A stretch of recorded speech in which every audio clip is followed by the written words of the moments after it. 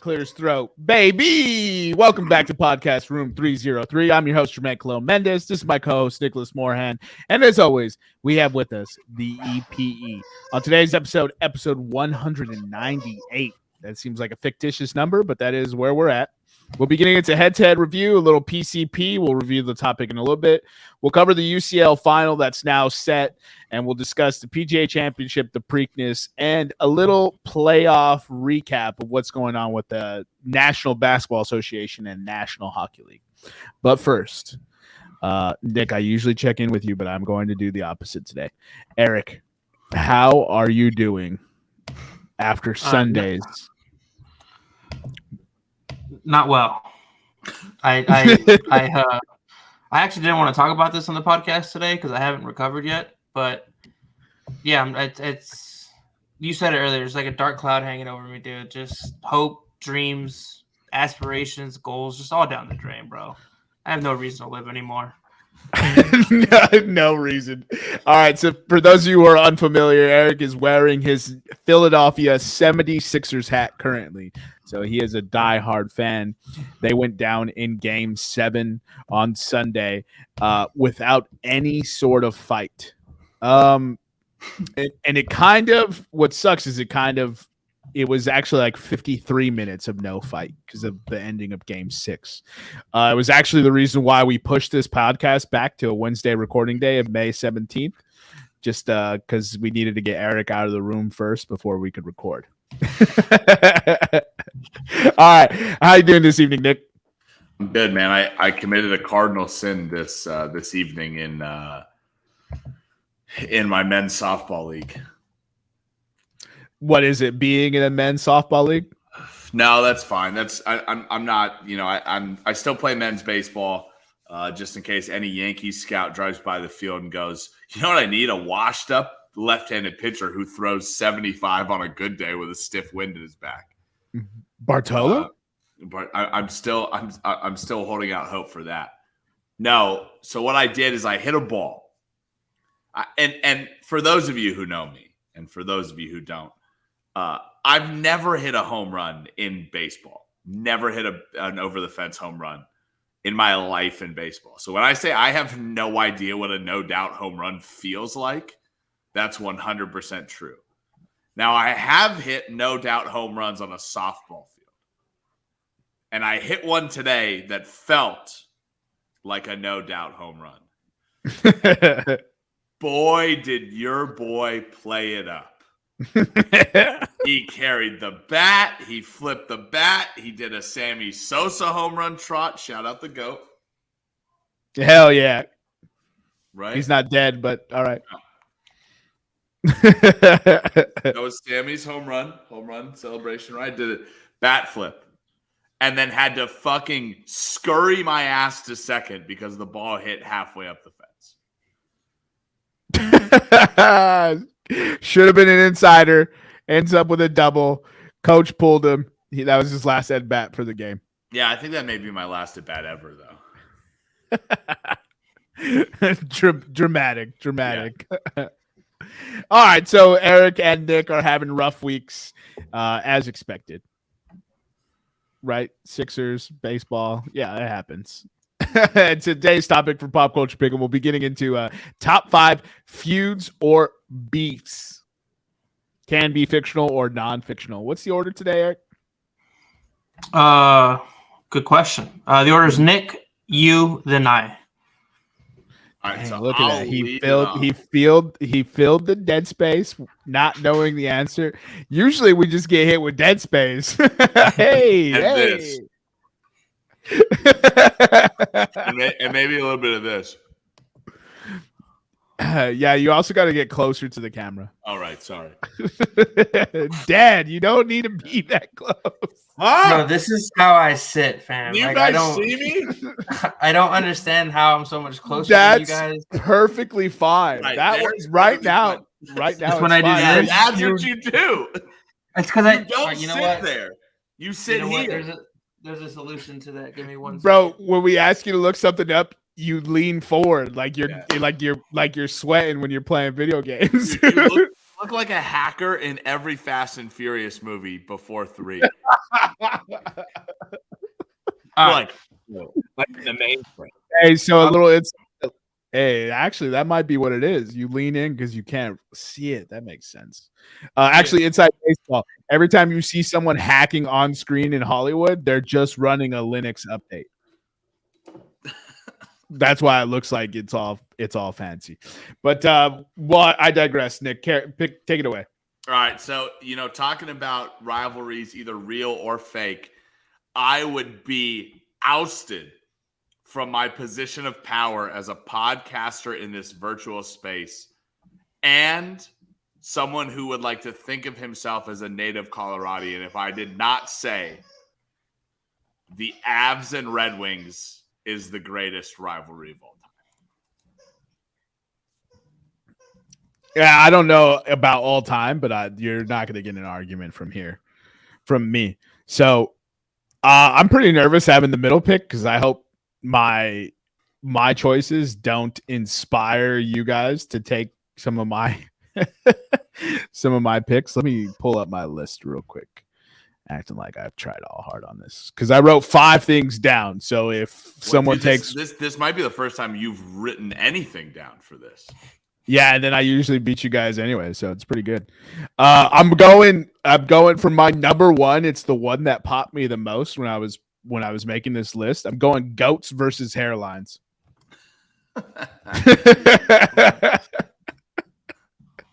I think Tim Duncan might be one of the only ones who still has like a full head of hair, but like That's why he's not a goat. Oh God, dude! No way. He's a great player. He's one of the. No way. But you can't be a goat if you still got that hair, bro. That dome piece better be shiny, or you're not in the goat combo, bro. No way, dude. Facts. I love what the best part is like he had short hair his entire career, right? And then Tim Duncan retires and he goes full Rasta on me, dog. We grew out the dreads. I was like, Timmy D, is that you, bro? Yeah, but goats versus hairlines, LeBron, Kobe, Jordan. No, LeBron has hair, bro. Hell no. Hell no. Hell no. Hell no, bro. I got love for LeBron. LeBron is a fantastic hooper. But he does not have hair. He's hanging on for dear life, but he ain't got it, bro. It cracks me up. Yeah, I want to clear something up in this podcast. We are not LeBron haters on this podcast. We are haters of LeBron fans. 100%. 100%. We recognize greatness. The only knock that I have ever said against Lebanon James is that you don't ever hear the fearful stories. Like we pissed LeBron off. This year might be the year, though, that somebody pissed LeBron off. Yeah, Dylan Brooks fucked up. But shout out Dylan Brooks fucking up. But my issue with that is LeBron didn't single-handedly destroy that man. He let the team do it. So I have qualms with LeBron. As far as his hooping persona. But the individual is a pretty. I don't know about that. He also has some terrible choices there as well. But my LeBron on the court is a bitch. LeBron, the human being, is typically a pretty good person, unless you ask him about China. But Eric, go ahead, give us back to that. I don't know if I can compete with goats versus hairlines. That's awesome. But I'm gonna go with Kanye West and Taylor Swift. Oh, good one. That's a great one. Yeah. that's a fucking steal too, you fucking asshat. You picked first. I know. I didn't want that one first, but I'm still saying it's a good one. It's a good one. Good change-up. Good change-up. Since I'm going back to back, I'm gonna go with Elmer Fudd and Bugs Bunny. That's a good one too. Jeez. That one's all right. That's all right. I thought, isn't Daffy a bigger Bugs rival than Elmer? I just remember as a kid he always had the shotgun and he was trying to shoot him and shit. Yeah, because Elmer was always Elmer was always funny story. I got a nurse at work. His fucking name is Elmer, and I was dying. Out of here. I'll show it. Yeah, his first name is Elmer. I'm going to send you a screenshot of this. I was dying laughing. I called him. I was like, is this Elmer? And he was like, yes. And I was like, no fucking way, bro. I thought it was a total troll like profile, but nope. Real dude named Elmer in Ohio. Couldn't fucking believe it. Nah, once you said Ohio, it makes the most sense. All right, so again with this middle pick, I'm hoping that I don't trigger any of my stuff to get taken. So I'm gonna go with Ja Morant versus Instagram Live, or Ja Morant versus handguns. Yeah, That's but good, dude. It seems like Instagram Live is catching them every single time. It's like, yo, if you just stay off the socials, you're not losing money. Like it's a very simple thing, bro. That's so good. That's a pretty fucking good one. I reworded it there for you, Jermaine. I don't know if you saw that. I know it just doesn't roll off the tongue like it's like that's like his album, Instagram Live, Guns and Teenagers. Dude, that's the triple threat. That's his mixtape, dog. That's like when you watch those wrestling matches, there's like 6 dudes in the ring, and you don't really know what the fuck is going on, but it's fucking fire. Dude, typically, yeah. That's really fun. Bro, that's cracking me the fuck up. Dude, that's somebody needs to put that on an album cover for Ja Morant. 0 titles. What is it? What are we up to now? 5 incidents with those things? I think it's 5. Yeah, it's hard to keep up. But JJ Redick will defend you like you've only had 1 incident. Anyways, I digress. Nick, what is your next pick? So I got 2 picks back to back. I'm gonna do Zoolander and Hansel from the movie Zoolander. I love Zoolander. Part 2, I have never seen though. So don't watch it. It's terrible. That's what I've heard. I started it. I watched like 40 minutes, and I was not like upset to walk away from it. And for my second pick, I'm going to go Dick Cheney against the country of Iraq. Al Gore versus the internet.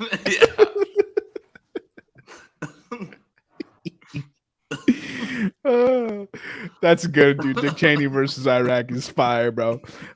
I'm gonna go here. I'm gonna go another basketball one. CP3 versus Scott Foster.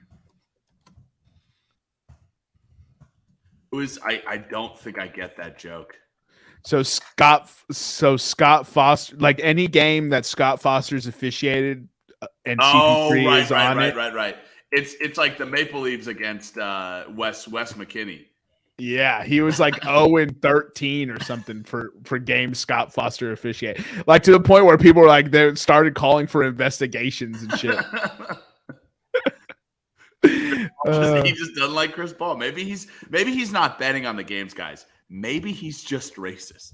We consider this.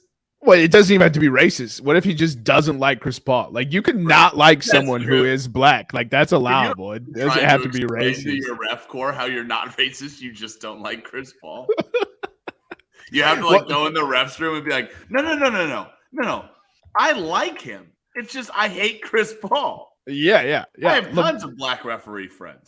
LeBron is fine. You know, LeBron is. I wish I could ref LeBron. Jimmy Butler is fine. Jimmy Butler's great, but Chris Paul can't. Chris stand. motherfucking Paul. Yeah, exactly. There's always a motherfucker when he says his name. That son of a bitch, Chris Paul. He was like the president of the Players Union, and he is a menace on the court. Like he's so annoying. So I can understand why. Oh wait, no, hold on. Sorry. I can understand why a ref wouldn't like him. So, all right. So it got racist. Let's move on. Now that Nick made that weird. Oh, that was Eric. Everybody, you guys know Eric. I was just gonna say this might be the first time it goes that direction, and I'm not involved. You guys know Eric, the known podcast racist. It was him. Dude, it's not racist if you're just pointing out something you've noticed. Anyway. Oh God, Eric, Eric, you had to say nothing, and somehow you redeemed me with your comments. You had to just say nothing, and somehow you came off as more racist than me. Room 303 does not accept the opinions expressed by their host or employees, Right. does not condone them. We keep around the one host and executive producer for the white vote and listeners. For the listeners. Disclaimer. Don't tackle cars to me, guys. Disclaimer. All right, Eric, give us your back-to-backs here. Oh man. All right. So I couldn't decide between the two, so I'm just gonna try to do a combo. But Donald Trump versus the media and Donald Trump versus Hillary Clinton. Oh, can I throw a third one in there? Yeah. Donald Trump versus the U.S. Intelligence Service. Oh my God, dude! What? Talk about the U.S. Intelligence Service being fucking puppets, dude. Crazy. Lost a lot of respect for them. All right, so that's one. Donald Trump gets 3 things like John Morant, so that's perfectly fine. What's your fourth choice? Man, I kind of got all mixed up here in the twist, but I'm gonna go with the 76ers and winning championships. I mean, they have a championship, though. Ooh. I'm just kidding. Damn. You could do 76ers and getting to the Eastern Conference Finals in the last since Allen Iverson. I'm gonna just throw this in there for anybody who knows Nick. I'm just gonna go with my fourth pick. I'm gonna go Nick versus clean shirts. That can also be applied to Nick versus plates of food. Oh man, chewing with your mouth closed. Oh man, that's a good one, Eric. Eric, and you just changed my order with that one that I didn't think of. All right, so I'm going with PlayStation gamers versus Xbox gamers. That's a good one. Yeah. It's only ever PlayStation gamers who have an issue.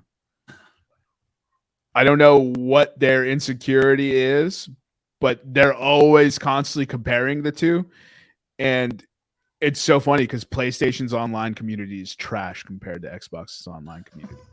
As somebody that played both of them, yeah, I would. Xbox is way better. I have both. I never understood like why you had to only pick one. I was just like, you don't have to do that. So I never understood that. But that's gonna be my fourth pick. And then on to you, Nick. So in light of Eric's pick, driving a bus over me, I'm gonna go Eric against 13 plus street tacos. I will take the house money on Eric versus 12 street tacos and below. Give me that money all day. Actually, I can't even get odds on that. That's minus 10,000. But the second you introduce that 13th one, he starts scraping meat off the taco. He starts piling meat up. He starts asking for water. He starts claiming injuries. Gout. He still hasn't recovered from that gout, bro. Hasn't, just too much gout. And my final one. Oh, this is good. My final one is going to be, we'll go Professor X and Magneto. Yeah, that's a pretty good one. I'm gonna go with Kane. I'm gonna go with Kane and the squeaky toy versus recording our podcast. Always, dude. I swear to God, dude, he is not. I don't know where this squeaky toy has been in 3 days. And that's not me being like playing it up for the internet. I haven't put him in his cage with it. I legitimately thought he lost it. And he's just back with the goddamn squeaky toy. Back with a vengeance, my guy. Back with a vengeance. Yeah, I actually changed my list mid podcast because I was like, man, he didn't do it pre-show, and now he's just like will not stop. So yeah, definitely had to include that one. And I have an honorable mention now. But go ahead, Eric. So with my last pick, I'm just gonna go. I don't know, like it's just funny because they feud on the show, so I'm gonna go Shaq and Chuck. Yeah, they're like real good friends, but they always talk shit to each other. Yeah, it's like me and Nick. Yeah, my honorable mention is green text messages versus blue text messages. You see the comedian that's like, that shit's racist? Yeah, it's an actual. I sent it on Instagram. That shit's a hysterical bit, bro. He's like, that's racist as fuck. It was so funny. I went and found his 10-minute video and then put it on, and me and Eric watched his little routine, bro. He's pretty funny. Was it good? It was pretty good, yeah. Nice. I just got a text from my brother because I always text him the pop culture pick him, and he said black people versus the police. Oh, yeah, I was trying to work that in. I would be lying if I didn't try to work that in for Nevada. Disclaimer: it's a black dude, so Yeah, your brother. and we all love police, so it's all good. We all love them. Most of them. As long as they don't give me a speeding ticket, everyone's going fast. Go get that guy. All right, Eric, read us back our list, and we'll wrap up head to head. All right, so top 5 feuds or beefs. Nick had the first pick. He went with the Colorado Avalanche and the Detroit Red Wings. Zoolander and Hansel. Dick Cheney versus Iraq. Eric versus 13+ street tacos being in quotations. In the we bag. And then Professor X and Magneto, which is a good one. I didn't think of that. Jermaine had the second pick. He went with goats versus hairlines. So his original pick was John Morant versus Instagram Live. We did end up adding guns and teenagers on there. CB3 versus Scott Foster, which I think is still an ongoing beef that we may never see come to an end. PlayStation users versus Xbox users, and Kane versus his squeaky toy, specifically when we're trying to record a podcast. I had the third pick. I took the greatest celebrity feud of all time, Kanye West and Taylor Swift. Elmer Fudd and Bugs Bunny. Donald Trump versus Hillary, the media and intelligence agencies. Nick versus Clean Shirts. And to round it off, Shaq and Chuck on Inside the NBA on TNT. Yeah, those are some good ones. Good job, boys. Yeah, I won again. Maybe not. It's me every single time. I don't know why we're surprised by this point. All right, Kane, I hear you. Jesus Christ. Christ. Shut the fuck up. All right, so that wraps head to head. I'm sorry, that wraps pop PCP. Let's get into head to head, which is an absolute bloodbath right now. Yeah, it is. And Nick started the week off with two L's, so it's even worse than what we thought. So, look, our podcast motto since day one has been "Fade us." I mean, we've made you a ton of money, so you're welcome. All right. I don't understand the beef, but go ahead and break it down for us, there, Eric. All right, so just to go in order here, Jermaine. Currently sitting at 19 and 29, down 10.7 units, riding a 7 game losing streak. We had some close ones, dude. That Tatum and Embiid one, they were only like 26 points off. No, dude, that was not close at all. They didn't show up on that one. The one that really chaps everybody, or should chap everybody, is Holland's been on a goal scoring fucking rampage this year. It's because DraftKings boosted it, dude. No. And I was literally gonna ask if I can change it to Eden Dzeko, the other anytime goal scorer I picked, because he didn't get boosted. What did I say as soon as you told me that Erling Haaland got boosted? It's not gonna hit. I said it's not hitting. Dude, a boost hasn't hit yet. Bro, I was so pissed off when I saw that. I just booked the L and just kept it pushing. The worst part is that Eden Dzeko scored the next day. I was so mad. Right. Oh, my goodness. All right. I haven't won since I took Steph Curry over 4.5 threes. Yeah, it's been rough. That's 7 straight losses. And I don't even want to submit picks in this week, dude. Well, we'll talk about that in a second. Nick, sitting at 19, 30, and 1. Sorry. I think that's because we have some for this week already in there, right? Yeah. So he has. So it should be 19, 29, and 1. Yeah, buddy. I was so positive at the end of the week, right? No, it should be 19, 28, and 1. Okay. Because I was so positive at the end of the week, right? Oh, Game 7 for Seattle Dallas was Monday. Yeah, you ended the week at up 0.6 units. Yeah, you're so down. You ended last week 0.6 units. He put some pretty crazy parlays in. what he liked to call the finish 'em parlays. It was just nothing was going his way. So he has now. All right.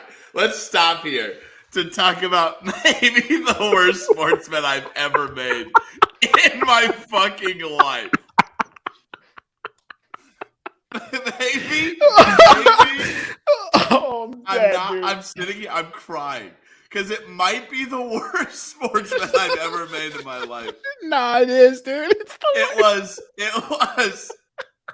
the Miami Heat. So this parlay came to me in a dream. I was like, it's closeout day. I said the Miami Heat are going to close it out. The Lakers are going to close it out. The Florida Panthers are going to close it out. And the St. Louis Cardinals are going for a sweep. The odds were plus 31.19 on this bet. Eric, can you bring up the scores for all of these guys? I'll bring it up. Hold on. I think it was. Oh my god, dude! They weren't close. It wasn't close, dude. The Heat lost to the Knicks by 9. Oh man. The Lakers lost by 15. Oh man. I'm pretty sure Florida was like 5-1, wasn't it?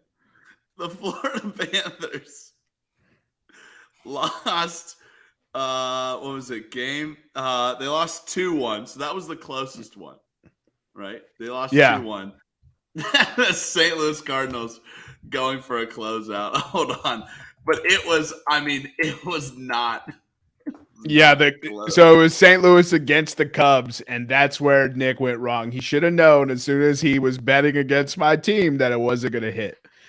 And St. Louis lost to the Cubs 10-4. Yeah, it was a murder show that day. Normally, you can get one of those bets pretty close.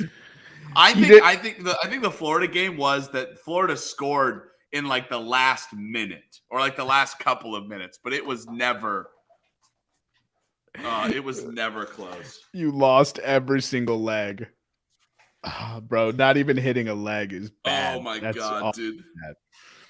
Then what we're not talking about is he followed it up with Denver money line, Philly money line, and Carolina money line. And almost hit. The only one that didn't hit was Philly? Was Philly.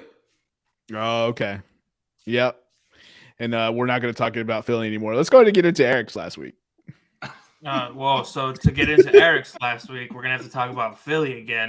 What are we doing, boys? We had our first ever no submission week by one of our contestants. Not even a submission. Not even one. Not one. So I had some thoughts early on in the week, and then Game 6 creeped around, and it went fucking sideways. And you can ask Jermaine. I was a nervous energy about me. I was already down and out. I knew what was going to happen in Game 7. I didn't want to believe what was going to happen in Game 7. I thought we could be different. But anyway, so I just failed to put picks in. And then when I realized I failed to put picks in, there was still like one hockey game left. And I had just given up on life, to be honest. So I was like, I'll just take the L's. I still have a better unit record than Jermaine. So at least I have that. I can hang on to that. So I'm sitting at 20-28. No picks in this week, but there will for sure be some made tomorrow. And I am down 6.5 units. Yeah. Anyway, so moving on to Nevada. Nevada's sitting at 21.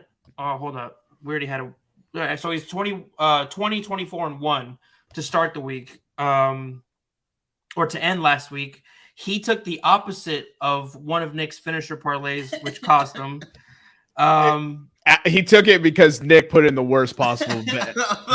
Nick doubled down. Nevada figured, hey, I should fade him. So neither one of them hit. So yeah, he finished last week 20, 24, and 1, down 2.2 units. Man, that Kevin Durant 30.5 plus points and Gordon 4 points in the first quarter. Durant just let him down, man. That was god awful. Yeah, I still think I have some of the worst beats so far in this fucking head-to-head. I have so many ones that like, dude, you just one other thing. Just go the other way. Just Just give me one, dude. Not I said the cat. Jesus Christ, dude. It's not my worst defeat, but it's like Oh. one that I look back at like and just like it drives me fucking insane. Was the Izzy Adesanya decision one? I picked decision. I did not expect him to knock this motherfucker out, and he knocked him out. Like, Yeah, and also, yeah. You were gonna pick Pereira. We had that conversation, and you changed it, and then instead of, I don't know. I mean, I don't think I would have bet Izzy's finish either, though. So that's real bad. Eric knew if he didn't win 6, he wasn't gonna win 7, and so he faded this week altogether. like I don't. Yeah, let's not talk about the Sixers. Let's just move into the next thing because I could go on for days, bro. All right, Yeah. all right. So that wraps up head to head.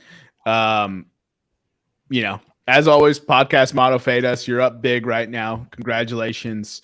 And now we'll go ahead and get into Champions League. So Champions League, we missed the 2 games this week. As we mentioned, we had to get Eric out of his room so that way we could actually record.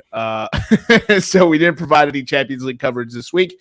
But long story short, Inter Milan, man, Eric really doesn't want Man City to be in this final so much that he put Real Madrid in the document.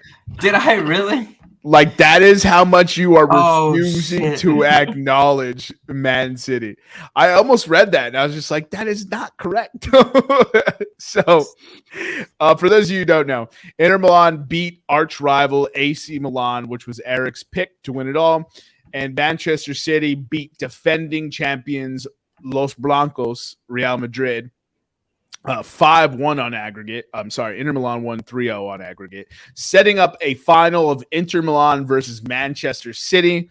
And this is officially kind of starting the English Premier League to be the Farmers League now that a 60 million transfer for Erling Haaland has cemented Manchester City as one of the best teams in the world. So first of all, let's thoughts on the games, the semifinal legs. Do you guys have any thoughts on Inter Milan versus AC Milan? Yeah, you want to talk about 2 opposite games that we saw? You saw Benfica come into Inter with the exact same scoreline, right? Inter managed to beat Benfica away from home. Then they came back to Inter, and Benfica really tried to open it up wide and press the attack. You saw a 3-3 game that ended with Inter advancing. So you thought, oh, divisional rivals, right? Or divisional rivals, whatever you want to call it, league rivals, right? AC Milan has got to push to win this game, right? It's why I took in the head-to-head this week, I took over 2.5. Because they gotta take. They have Rafael. Inter Milan got Rafael Leao back, right? He didn't play, did he? He did play, yeah. Oh, wow. He was their main assist guy. He was their main distributor. I said, AC Milan's ready to open it up. And what did we see? The exact thing, the exact opposite. Inter locked it down, parked the bus, attacked when they needed to attack, and really rendered AC Milan like they have for the last 3 matches. AC Milan cannot beat Inter. Yeah, no, they haven't even scored a goal. Let's start there. They cannot score a goal versus Inter. Your arch rival, that looks pretty bad when you can't even score a goal. But yeah, that's just how it is and what it is. And so, hey, congrats to Inter Milan on their 2nd place finish. I think that it's much deserved. Nobody saw this run coming. So that's going to be a lot of fun. Now, any other thoughts on this?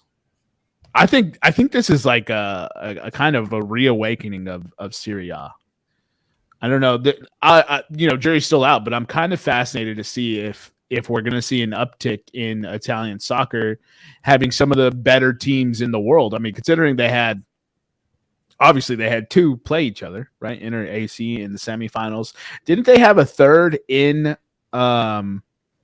the quarters, or am I making that up? I think you're making that up. You're probably thinking Porto. Napoli. There we Napoli go. in the quarters. Yeah, Napoli was. Yeah, remember? they were. Yeah, Napoli played Milan. Yeah. We love Napoli, and We Napoli do. let us down. We do.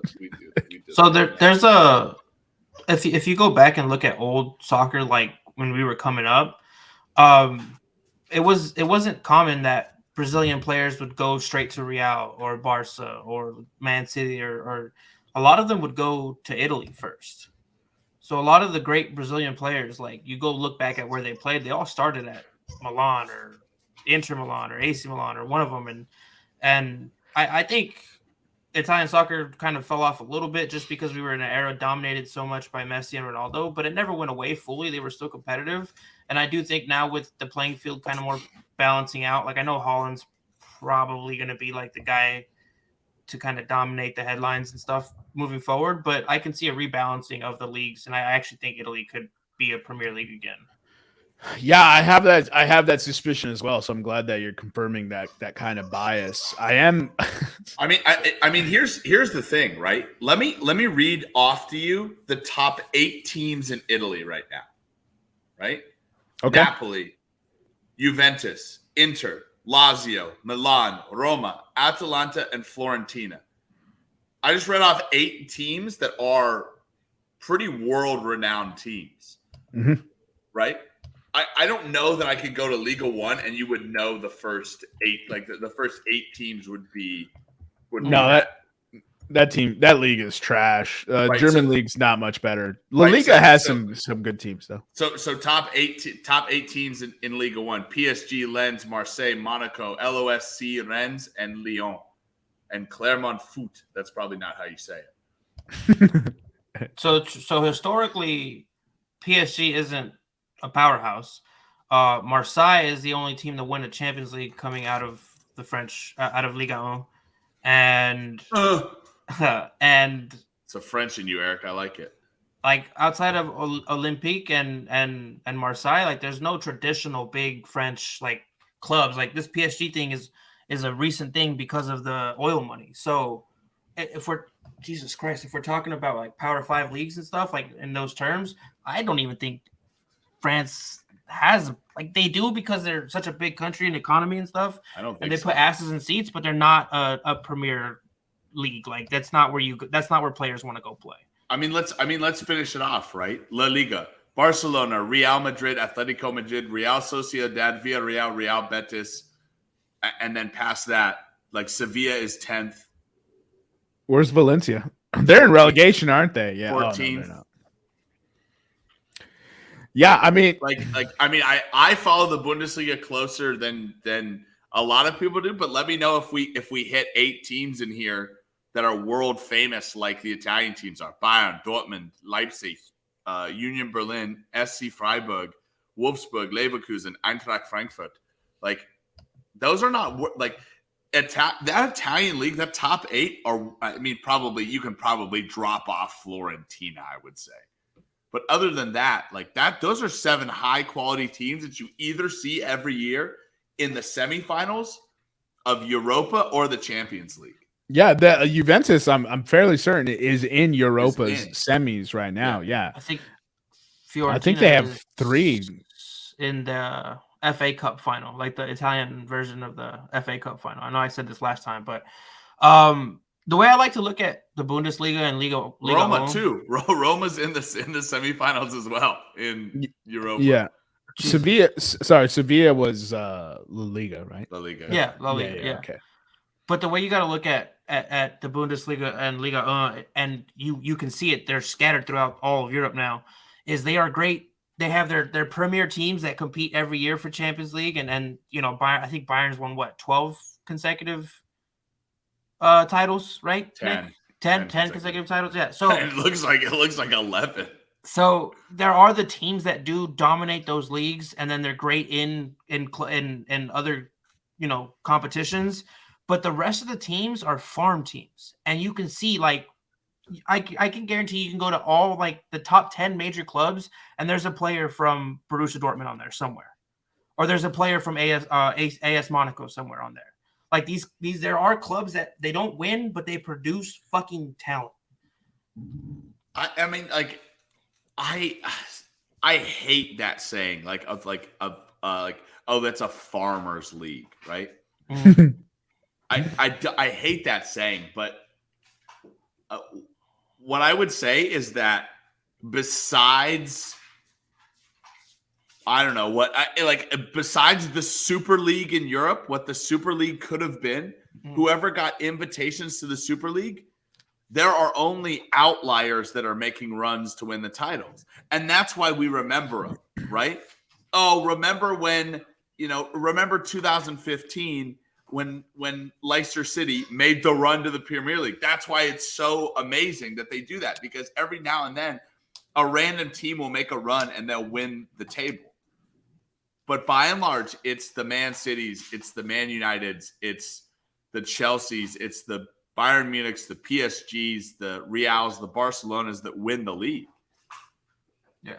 I mean, there's also ginormous clubs that people don't put into consideration, but Ajax, That's a big time club. They're in the Eredivisie or whatever it's called, but dude, I think they have the second most, I think they have the second most Champions League titles of all time. Eric, say it with me. We're good, dude. Eredivisie. Thank you, Jermaine. I got you, bro. I'm surprised you're not Dutch, Eric. It's so close to your home country of France. Only by injection. Right. I'm just fucking with you. All right, that kind of wraps our discussion on the Inter Milan, AC Milan. It was not as competitive as we hoped it would be. It was pretty much 180 minutes of Inter Milan just shoving their big schlaunch donkey down AC Milan's throat, as they've done all season.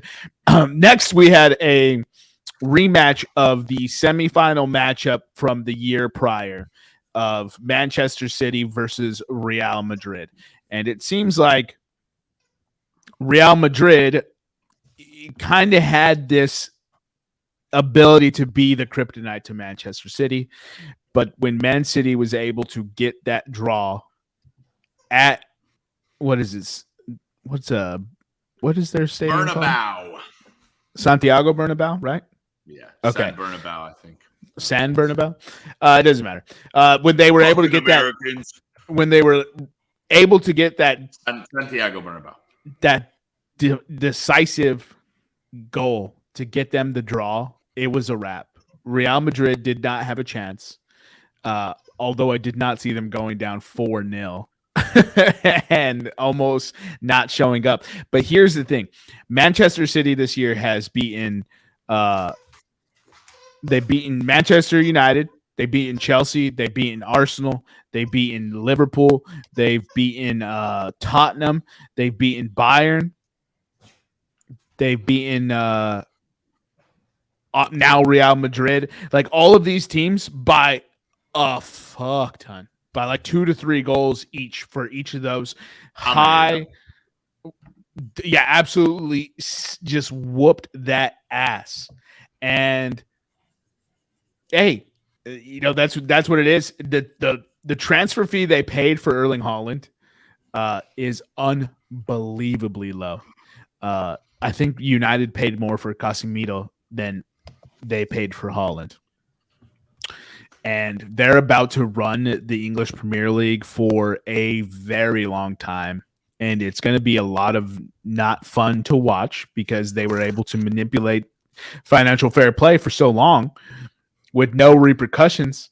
And now we're seeing what happens when that fruition comes. They have world-class elite talent at every single position and on their bench. They have arguably one of the best coaches of all time, managers of all time. Not that he has any fans in this group. And so it's almost going to make the English Premier League a little laughable. It's going to be funny to see where these teams are coming from. So Chelsea is in absolute shambles, right? They're the last London team to win the English Premier League.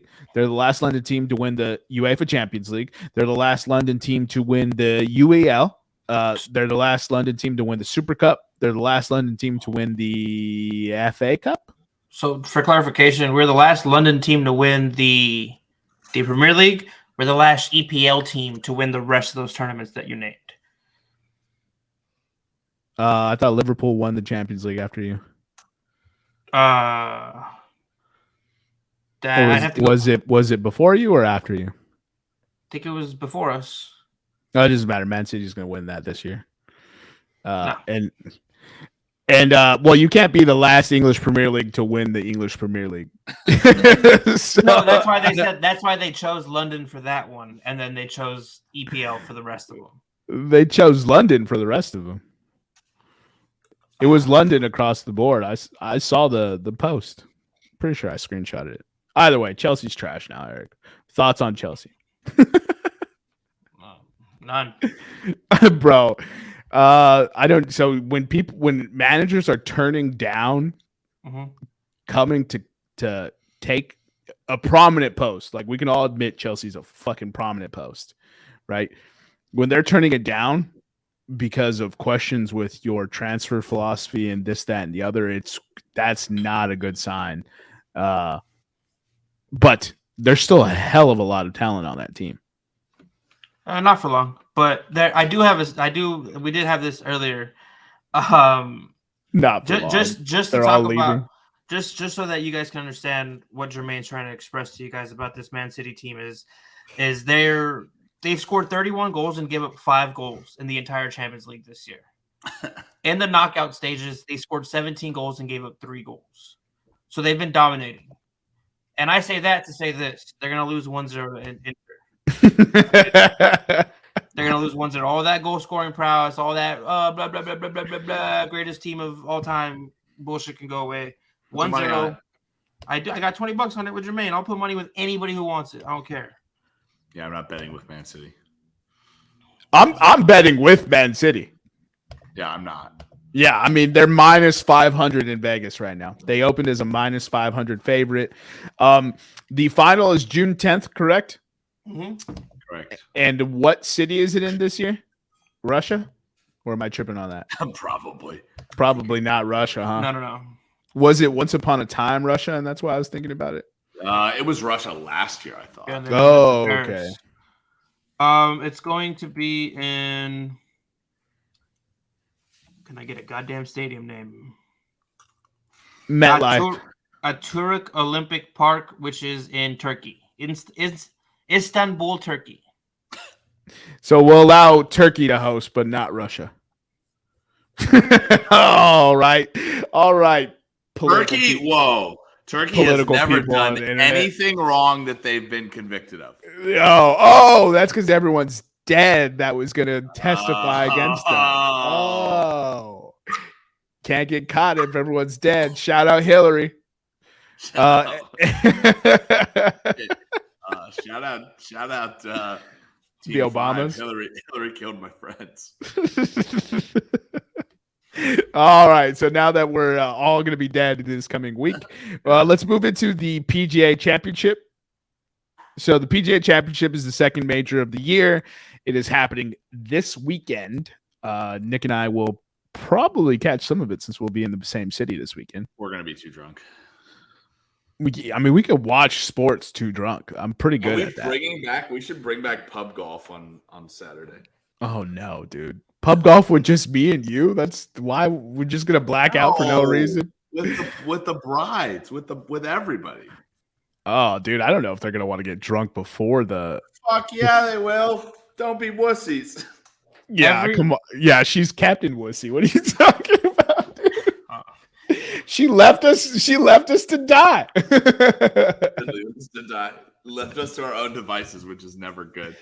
Sorry. Go ahead, Eric. What were you saying? No, I was just gonna say every wedding that I've ever attended where either the bride or the groom got hammered the night before has always been one of the most interesting weddings I've ever been to. Just my brother was so fucking hungover for his wedding, and I was only 15 at the time. I was fucking hungover because we went out the night before, and fucking just seeing him stand there, dude, sweating.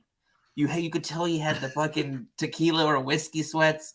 Like he fucking looked out of it. Like it was pretty hilarious, man. Like and they asked him to give us he gave some sort of speech, and you could just tell he was dragging his ass through it, dude. I was dying laughing, and then I was also hurting at the same time. So Yeah, I was banned from going out the night before mine. and even then, dude, even then He got drunk inside the hotel room even instead. then I had a couple beers. Don't tell her, everybody. She might divorce me. It's too late. It's Oh, too late to apologize. All right, let's get into the PGA Championship here, bro. Nick, take it away. Sure. All right. So Jermaine said PGA Championship this weekend. It's the second major of this current 2023 golf year. This is the first time since 2013 that we get to see Oak Hill Country Club in Rochester, New York, host the PGA Championship. Basically, since 2013, well, really in 2020, the Oak Hill Golf Course has undergone a complete renovation. So, of those of you familiar with golf courses, Donald Ross also designed Oak Hill. Donald Ross is the famed designer of Pinehurst, right? Pinehurst went through a major renovation in which they aimed to restore the course to Donald Ross's original design. Boo. Right? So Oak Hill did the same thing in 2020, where they went through this redesign of Donald Ross. He did the East Course in 1925. They did a major redesign in 2020. A guy named Andrew Green did it to play as similar, to play as close to the way that he designed it. So essentially, it's been stretched out a bit. A lot of trees have been removed. The greens have been renovated to include technology to keep the course dry. The areas around the green have been shaved down to make missing the greens basically pretty worthwhile. So if you miss the green, your ball is essentially catching some speed as it goes off, and it's going to find its way into the thick stuff on the side of the green. Excuse me. So the East Course is a par 70. It measures 7,394 yards, and it has bent grass greens. It plays, like I said, it got stretched out. It'll play a bit long for a par 70, and water will be water will be in play for 6 of the 18 holes, and there are 78 bunkers spread out over 18. God damn. Players beware. Jesus Christ. So with that, there's 5 key stats to keep in mind for Oak Hill Country Club. So of course, we always have to think number one, and the most impactful, strokes gained on approach shots, right? So we talked about those runoff areas around the green. If you miss the green on your approach shot, your ball is shooting off the green. You want to be able to stick it, right? So shots into the green, it takes us, and again, if you're betting this, guys with strong approach play win major championships. It's just a thing that happens, right? Over the past 24 rounds, the top 5 guys that have gained the most strokes in approach coming into Oak Hill: John Rahm, Tony Finau, Colin Morikawa, Wyndham Clark, and Scotty Scheffler. Okay, so keep those minds as I keep those names in mind as I move through. You're gonna hear a couple of them. Sorry, say the names one more time. All right, so strokes gained over the past 24 rounds. All right, coming into Oak Hill, the PGA Championship. Number 1, John Rahm. Number 2, Tony Finau. Number 3, Colin Morikawa. Number 4, Wyndham Clark. And number 5, Scotty Scheffler. Okay, that's our first stat we want to focus on. All right, our next stat that we want to focus on here, we want to focus on off the tee. Okay, so we're focusing on strokes gained off the tee. So it's players. We said they lengthened Oak Hill out. That means guys who can hit the ball long and straight have a significant advantage, right? So you want to basically avoid approaches from 220 yards and out. That's where guys, PGA Tour guys, not us average golfers, that's where PGA Tour guys are going to have to start hitting a second either hybrid or another driver, right? The guys who are the long and straight hitters over the past 24 rounds, strokes gained off the tee over the past 24 rounds. Number 1, Patrick Cantley. Number 2, Scotty Scheffler. Ding, ding, ding. Number 3, Victor Holland. Number 4, Gary Woodland. And number 5, Sung Hee Im. Okay? Okay. So one thing we also want to look at, shots gained. There's a stat that's called shots gained on difficult par 70 courses over 7,200 yards. Okay? This is shots gained in total on par 70s over 7,200 yards. Okay? The top 5 players this year in terms of shots gained: Dustin Johnson, Brooks Koepka, Jordan Spieth, Hideki Matsuyama, and Jason Day, the winner of the AT&T Byron Nelson Classic last weekend. And then the final stat that we're going to focus on: bogey avoidance. All right, so you're playing major golf, right? Super important. It sounds like a stupid stat, right? But you're playing major golf. You need to avoid bogeys. That's how you win major tournaments, especially at difficult golf courses, where I doubt you would ever say that a major golf course is an easy course. I'm sure once you get to the level of a PGA golfer, you can say some courses are easier than others that you play majors on. But so bogey avoidance over the past 24 rounds. Number 1, Jason Day. You've heard that name before. Number 2, Scotty Scheffler. You've heard that name before. Number 3, Wyndham Clark. Number 4, Hideki Matsuyama. You've heard both those names before. And number 5, Matt Fitzpatrick. So Colin Morikawa was only in one fucking category, huh? Right. So I smushed all these guys together for you, right? In these PGA rankings, I took all the 4 rankings that we talked about, and I smashed them together and saw which names came out near the top. So I'm now going to give you the top 10 guys that came out if we prioritize those PGA factors throughout this year. Ready for this? I think Kane is, yeah. Number 10, Dustin Johnson.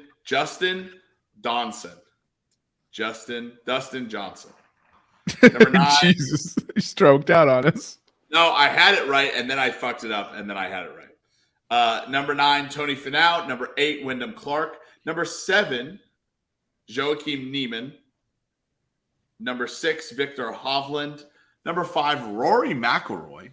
Funny enough that Rory McIlroy was not in any of the top 5, but managed to make his way in. Number 4, Tyrrell Hatton, also not in the top 5, but managed to sneak his way in by just being near the top on some of them. Number 3, Patrick Cantley. Number 2, John Rahm. And number 1, Scotty Scheffler. And if you look at the odds that Eric has up, that is pretty mirrored what I've given you in the winners, right? Scotty Scheffler right now, the course favorite to win at plus 700. Scotty Scheffler is the favorite. Although I think that John Rahm bet, the dude's red hot right now. He's playing some very good golf, so it'd be fascinating to see. I think I'm leaning Patrick Cantlay to win it all, bro. Patrick Cantlay plus 1,600. That's a good bet. Anybody else that you're looking top 5, top 10? I was top 10. I had Colin Morikawa. I was leaning towards him. Okay. I was thinking of Victor Hovland, and then you like kind of reconfirmed that bias. He's currently plus 280 to finish top 10, which I think is pretty great odds. And then everything else, like the top 3, so Scheffler, Rahm, and McIlroy, I kind of feel like are always going to be at the top, especially with Jordan Spieth being injured. So he has, he's got that wrist issue that's going to hobble him, and he's seeking he needs the PGA Championship to get his career Grand Slam and become one of, is it 5 active players that have a career Grand Slam? I think it's something cool like that. But yeah, I was rooting for him. He's my favorite golfer, obviously. But I do love this is the one I would love to spotlight. This Hideki Matsuyama plus 1,000 to finish top 5 and plus 400 for top 10. Yep. I think that's if you're shooting for value and you want to throw a little dart, little pizza money, that's kind of where I see him falling in. But I think for the most part, what Nick kind of broke down is probably how it will shake out. Who do you have finishing top 5, Nick? I have only one bet on this tournament, and I think it's a guy that's been overlooked a lot because we don't factor in a lot of live stats to this or give a lot of credit to live players. You can guess it. Is it? Oh, actually, I don't know if this dude's a live player, but is it Brooks? It is not Brooks. He is a live player. What about Xander? It is not Xander. It's Rory. It is Dustin Johnson. Oh. Dustin Johnson is a guy who's kind of been flying underneath the radar and live, but has had a couple of big victories, plus 300 to win, plus 550 top 5, plus 260 top 10 for Dustin Johnson. Also, it's plus 3,000 to win. Right, I bet Dustin Johnson plus 3,000 to win. I think Dustin Johnson is the best golfer in the world. So, exactly. So I don't think that's necessarily a bad bet. I also keep forgetting that he's with Liv. I just always assume he's with PGA, but that's why he's not ranked. Who's the world number 1 right now? Scheffler, I believe. Is it Scheffler or Rahm? Oh, it might be Rahm. You're right. Watch it be Rory, and we both wrong. It is John Rahm. It's Rahm, right? Yeah, I figured after that major win that he jumped up. Also, he's playing red hot this year. Eric, any dart throws? No, I was going to be pretty chalk. I was just going to take Koepka to finish top 10, and then Rahm and Scheffler to finish top 5. Yeah, I mean, plus 175, plus 165. Great value for the top 5. And then you said Koepka for top 10 plus 225. Shoot, can you parlay that? No, I tried. I tried earlier because I was going to do a parlay for head to head, but I might just do 3 golf picks. Yeah, I think we should stop allowing parlays. That way we can get back to winning some bets. All right. So, do we have any other bets that we're looking for? Any of the flyer bets or anything like that? Best young player, anything? Make miss cut. I know that we bet a few to miss the cut last time. Not for this. Not for PGA. There's a lot like the odds in the PGA seem kind of wide open, right? We haven't seen Oak Hill play a major since 2013. It's been upgraded. It's being reflected in the odds. I mean, I honestly, it's going to be very interesting to see. Right now, DraftKings is running a promo. The promo for the golf tournament. If I can pull it up on my cell phone, if I can locate where DraftKings is, stand by.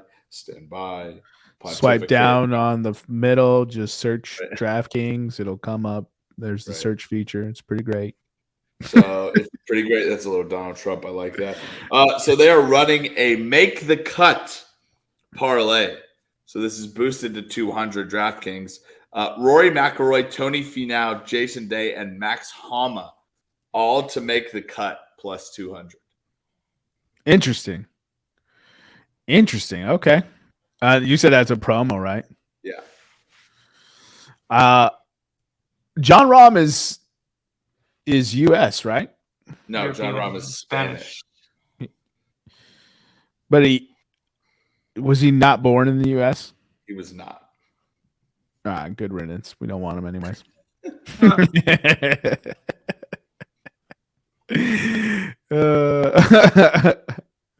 All right. I don't think we have anything else for the PGA Championship. I think most of my head-to-head bets are going to come from the PGA this week. But let's go ahead and get into the Preakness, and then we'll just close out the show. We'll close out the show with picking who we think wins the conference finals for the playoffs, but we won't really dive too deeply into actual hoops or hockey. So, Nick, you want to drive this? Sure. So Preakness, right? It's coming up May 20th, the second of the Triple Crown races in horse racing. This is 1 mile and 3/16 of a mile. So 1 3/16 miles. It is the shortest of the Triple Crown races. So if you are looking at the Preakness, you are prioritizing speed factor and sprint speed of these horses. This will come into play later. There are 8 horses racing with 5 jockeys out of the 8 who raced horses in the Derby. So the horses from post position, number 1, National Treasure, is a 4-1 horse. Number 2, Chase the Chaos, is a 50-1 horse. Actually, National Treasure being raced by John Velasquez. He raced Reincarnate in the Derby. Reincarnate finished 13th. Second position, or second post, Chase the Chaos, a 50-1 horse. He's being raced by Sheldon Russell. Number 3, Mage, an 8-5 horse. Obviously, the Kentucky Derby winner. He's being raced by Javier Castellano. Number 4, Coffee with Chris, a 20-1 horse. He's being raced by Jaime Rodriguez. Number 5, Red Route 1, 10-1 horse, being raced by Joel Rosario. He raced Disarm in the Derby. The 6th post, raced by Perform, a 15-1 horse. Feargal Lynch is the jockey on him. Number 7, Blazing Sevens. Number 7, Blazing Sevens. If you like alliteration, that's probably the horse for you to pick. A 6-1 horse being raced by Irad Ortiz Jr. He raced Cyclone Mischief in the Derby. Number 8, First Mission. He is a 5-2 horse being raced by Louis Suisse. He raced Tappet Thrice in the Derby. Tappet Thrice. Tappet Yeah. Thrice. Thrice. Oh yeah, Tappet Thrice. First of all, some of these names are way better than the Derby entrance. Why are there only 8 though? That's a good question. I do not know. Eric, can you look that up? So it's the first time this century there will be only 1 horse from the Kentucky Derby to return in 2 weeks for the Preakness. Yeah. It's very interesting. And this may surround, like Jermaine, you said pre-show, this may surround the fact that quit it! This may surround the fact that a lot of horses from the Derby are under a little bit of controversy right now. Again, so I'll start talking about the horses right now. We'll start talking about jockeys in a second. But one thing to look at: National Treasure, first post, Bob Baffert, the trainer, the legendary Derby trainer.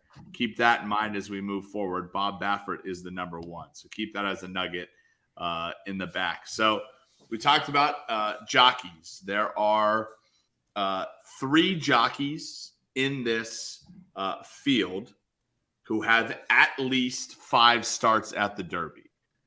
They are John Velasquez riding National Treasure in the 1. He's had 12 previous Preaknesses. Javier Castellano running Mage out of the 3rd spot, out of the 3rd post. He's had 9. And then Joel Rosario running Red Route 1. Jesus, I can't talk today. Out of the 5 posts, he's had 8 starts. Now, Rosario and Velasquez have finished second 4 and 3 times, respectively. Javier Castellano has won this race twice in 2006 and 2017. Coming off a Derby win. And he has, as of clocking in, the fastest horse if you're looking at the last race. This horse, Mage, looking at the Derby, is the fastest out of any of these horses in the field in their last race. And Mage has been getting faster time over time. So Mage obviously won the Derby. It's why she is the favorite. No Derby winners have come back. No other Derby horses are racing. Yeah, it's what are our thoughts here, boys? Any love for the jockeys so far? Honestly, it feels like this is Mage's race to lose, and that's how everyone's kind of booked at 8-5 odds. But I'm actually going to fade that. I think I'm going to go with one of these toss horses or one of the actual contenders. But first of all, Blazing Sevens is a great name, and being in the 7th spot, I'm going to pick them to finish in the money. And I think I'm going to go with Chase the Chaos to win it all. I fucking knew you were going to pick that. I Dog, fucking knew it. It's 50-1, and it's got Sheldon Russell as the jockey, who I have no fucking clue who that is. And the horse's name is Chase the Chaos, and if he wins, it'd be chaotic. There's a whole bunch there. I get it. I know why you picked it. I'm picking the narrative, dog. You know how I pick always. Yeah. Stay ready. Answer Nick's previous question. So there's only 14 horses allowed in the race. A 9th horse has died from the Kentucky Derby, so the pool is just limited to the 8. So a 9th horse has died? Yeah, 2 died post the race. Yo, I know, dude. I know the whiskey was good in Kentucky. It's not that good, bro. I said there was 4. Eric, the day of, said there was 7, and we're at 9 now. Yeah, I think there's a reason why we've got 8 horses racing here. So here's the thing. One of us has got to be able to pick the winner out of 8, right? Right. Wrong.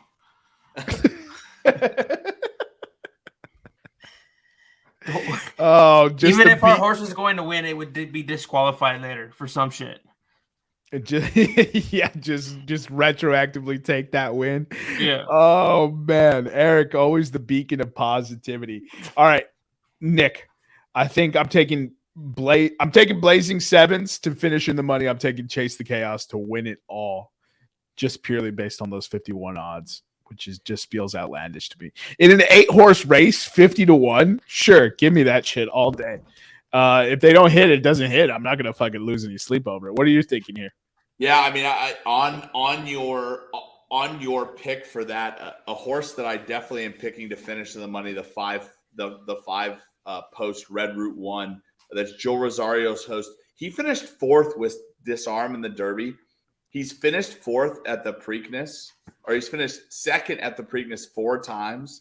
Basically half the races he's run there. He's running a fast horse, coming off a win. I like Red Route 1 in the money, right? That means if he could win at 10-1, that's pretty nice.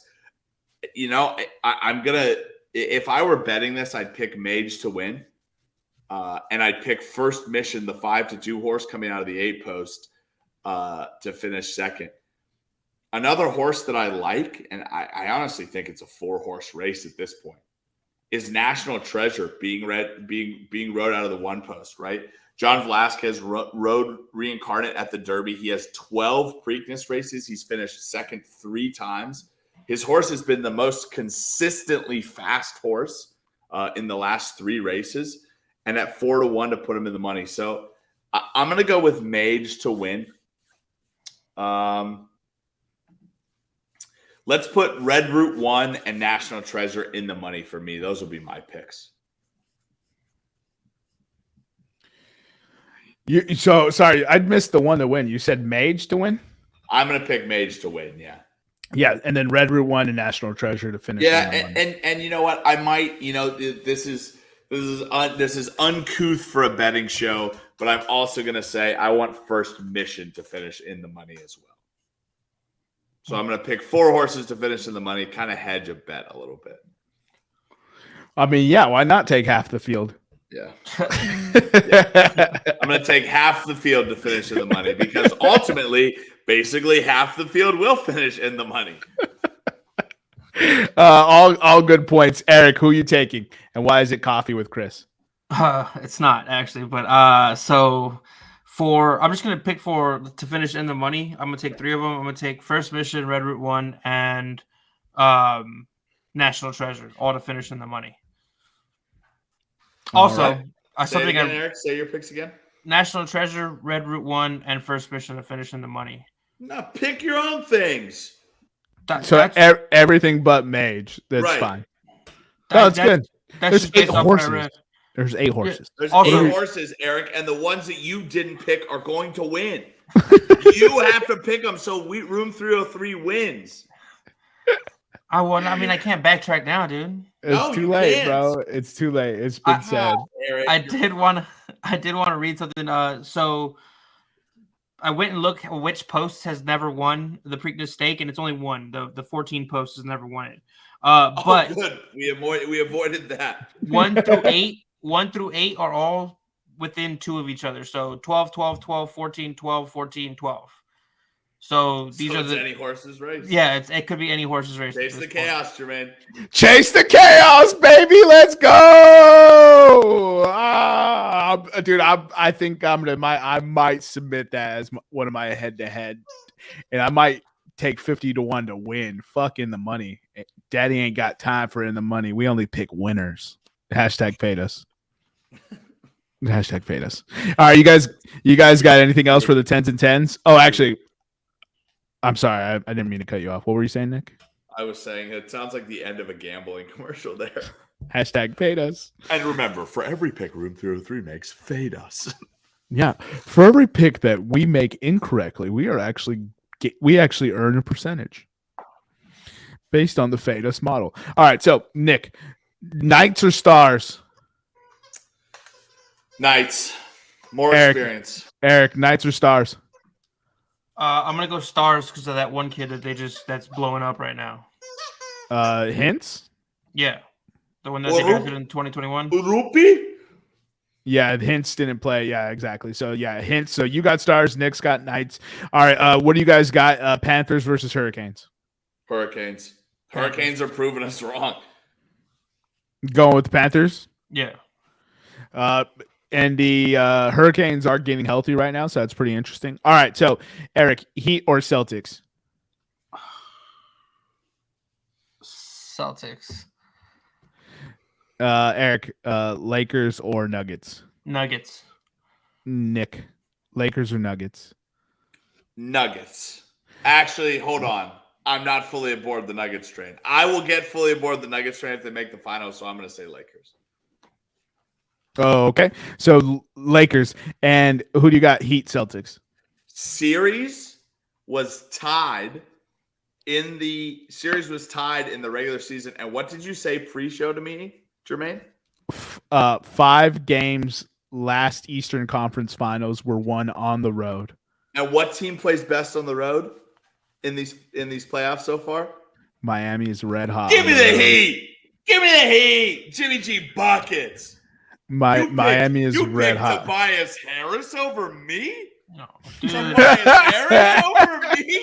Oh, Jimmy G wins a game and still bags the 76. I love this man. Dude, you picked Tobias Harris over me? He's been my favorite player for a very long time. Him and Dame Lillard. I won't stop telling people who my favorite players are. But hey, dude, they should. Could you imagine if they united? Oh, dude, I would instantly become a fan of that team, bro. Yeah. So you have Heat versus Lakers. Who do you got winning that? Jimmy G, dude. You got Jimmy G winning it all? Yeah. Jimmy G titles. So Jimmy G, you know what the G stands for? Get titles. Get all right, titles. So Nick's got the Heat winning it all over the Lakers. Who do you have, Knights or Canes? You know what, dude? This is the year. Carolina Hurricanes, man. You're taking Carolina? There's no way they could win it, right? They're too injured, right? The Boston Bruins are the best team in the Eastern Conference, right? Tenavarin is back, right? Right? He was almost, I don't know. I think he's on the bench. I don't know if he's back. Teravainen. God, I said it wrong. All right, Eric, you have Celtics versus Nuggets. Mm-hmm.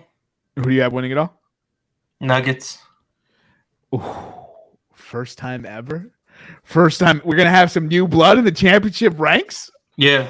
All right, who do you got winning? Nuggies? between the Stars and Panthers. Golden Nuggies? It's time for Dallas to bring it. Oh, fuck yeah, you. that kind of hurt my soul. Yeah, he's gonna give us a Fire Nuggets pick, and then we take it all back. You Gross. son of a bitch! Yeah, you I asshole. just want to say that I'm trying not to pick biasly, but I actually like of the teams left. I need it to be the Nuggets that win. Okay, I can handle people saying that Jokic is better than JoJo because he clearly has proven it in these playoffs. Like, sorry to say, he had fucking 30 something, 20 something, and 14 assists. Like, he's whatever. He's better than JoJo. But I cannot handle a Celtics, Lakers, or fucking Miami Heat championship. All right, I can't do it. Denver needs to get this done, please, for the love of God. Denver. Tobias Harris over me, dude.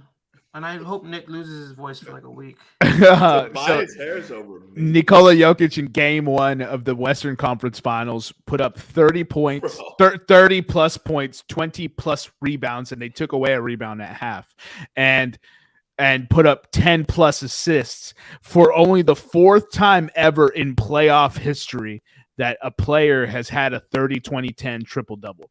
Would you guys like to wager who the other 3 players are? I will give you 5 total guesses as a team. All right, Eric, what are we doing? Wilt? 1. I would say he'd be in there. So Wilt Chamberlain's 1, so you got 1. This might be a stupid question, but can I say Jokic again, or they're different people? It's not Jokic. Yeah, it's only 3 people total. So Jokic has done it one other time. So that's 2. Okay. Shit. So you have Wilt, Jokic. So you have 3 guesses remaining to get number 4. There's no way we could get. There's no way we could lose on this. Shaquille. Incorrect. He never assisted.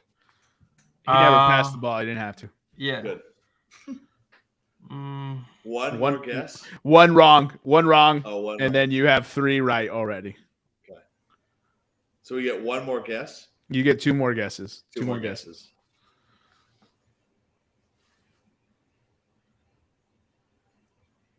It's because there's obvious ones that I could say, but So say it. I mean, the obvious one would probably be, I want to say Magic for some reason. Incorrect. There's 1 guess left. LeBron James. No, incorrect. The answer we're looking for is Kareem Abdul-Jabbar. I got in my own head. I was like, he wants me to think it's Kareem because of this guy. I'm telling you, when I say this man talks about Kareem on a regular basis, he does. So, damn it, I should have just said it instead of getting in my head. Bro, I teed it up. I was shocked that you got the Jokic again. I really did. I thought that would be the one that stumped you. It was the obvious layup, Jokic again. But Jokic has done it as many times as anyone else has ever done it in playoff history. You understand? Win 1 title, right? He's got to give the man a title. He's got to. He bring Nuggets their first championship. Here's the best part, right? It's like Anthony Davis and LeBron very much feel like LA kind of guys, right? The glamorous, the glitz, like they like to dress nice. They're into that fancy foo-foo type shit, right? Jason Tatum, Jaylen Brown, kind of that Celtics kind of toughness where they play defense, they play offense, and they'll be in your face for 48 minutes. And then Jimmy Butler and what is now affectionately referred to as the Heat culture. I mean, 7 undrafted players. He's just literally carrying people there. They all fit like what a team, dude, for Jimmy Butler, just like dudes that buy into Jimmy Butler's system. Bro, this is why you hear about Jimmy Butler beating the Timberwolves with the G League squad. Bro, here's how crazy it is. And then I'll wrap up my soapbox. Jimmy Butler beat the Timberwolves with the G League squad, came in, yelled at the coach, yelled at the GM, yelled at the owner. The Timberwolves out of his basketball gear. He was in an open shirt, bro. He's in an open shirt. He whoops them. He whoops the first team, whoops the backup squad, right, with the G League squad, sprints after beating them both to the locker room, changes, drives home, and has an interview with Rachel fucking Nichols, and it's still the most outrageous thing I've ever heard. And continues to back the Timberwolves. And he just did it. He had just did it, and the interview was the same day. He was just like, I probably didn't handle it the best way. I was like, motherfucker, you already made that conclusion. Oh my god. The more Jimmy stories you hear, the more I'm convinced it's not a conspiracy. Yeah. He is the son. Michael's kid. He is Michael Jordan's kid. He is a son, a bloodborne son of motherfucking Michael Jeffrey Jordan. Yeah. Yo, here's what I'm gonna do. I'm gonna prick Michael Jordan.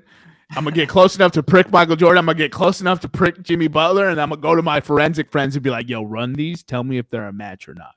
And I'll get this answer for us. Long story short, what I was trying to say about Nikola Jokic, right? It's the Nuggets. They're in the mountains. They play with elevation. Colorado as a whole is very much a farming state, right? They handle that shit a lot. You know, it's very working class.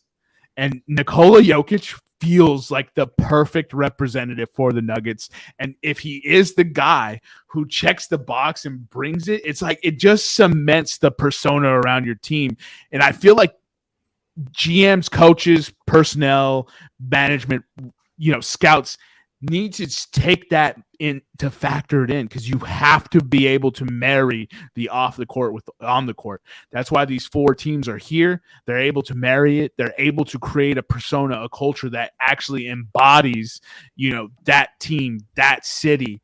And that's kind of why this is here. So that was the point I was eventually trying to make. But, Eric and Nick are divided. They picked different winners across the board and for every single series, including who wins it all. So I guess we got no betting Nuggets for you guys. Anything else for the 10s and 10s? No. Eric. Tobias Harris over Jimmy Butler. All right, dude. Follow us on Instagram, Twitter, and YouTube at Podcast Room303. I've been your host, Jermaine Cologne Mendes. This is my co-host, Nicholas Moran. As always, we have with us the EPE. And as promised, at the turn of the month, we have some big news for you, the listeners. So we'll let you know then. So we'll see you when you come on down and step into the room.